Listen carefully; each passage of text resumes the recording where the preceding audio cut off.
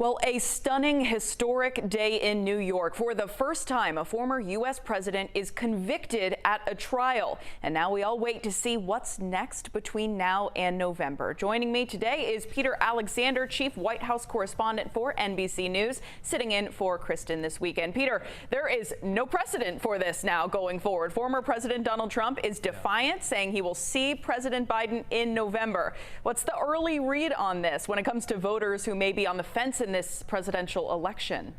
You know, Savannah, what's striking about all of this, you talk about this being unprecedented. So much has been unprecedented, but specifically, we've seen nothing like this before. And there has been some polling as hypotheticals in the past that indicated there would be some voters, particularly independents, who may no longer support Donald Trump if it was found that he had been convicted of a crime, of a felony, 34 felonies, no less. But those were hypotheticals, and now this is real, and we don't yet know exactly what the reaction is going to be from those voters. There aren't any new polls to demonstrate that. But this is, at least in the eyes of the Biden White House and the president's campaign right now, a moment they think will shake up this race and will remind American voters right now, as will the debate to take place later in the month of June, that this is going to be a head-to-head race, as best everyone can see, between President Biden and former President Trump. And they think this will put a stain on his campaign efforts, Donald Trump's campaign efforts, that he has now been convicted in this way. I think if there's one thing that the two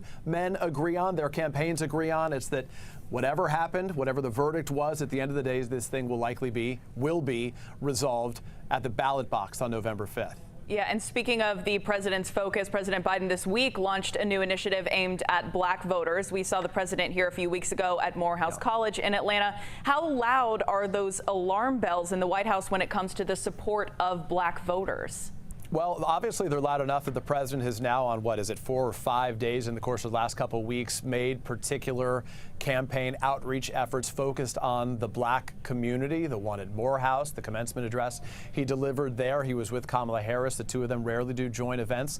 They did one just a couple of days ago. And so this election is going to be decided at the margins, and particularly the black vote is crucial here. Not only that the black vote obviously supports Joe Biden, but that it can support him in the kind of numbers they've seen in the past. There's certainly been some erosion in those numbers according to recent polls right now, and I think that indicates why they put such an added emphasis on that community this early in the campaign season. Yeah, it is a historic time in our country, certainly, and Meet the Press talks about it all. Airs Sunday at 10, right before the Georgia vote, right here on 11 Alive. Peter, thanks.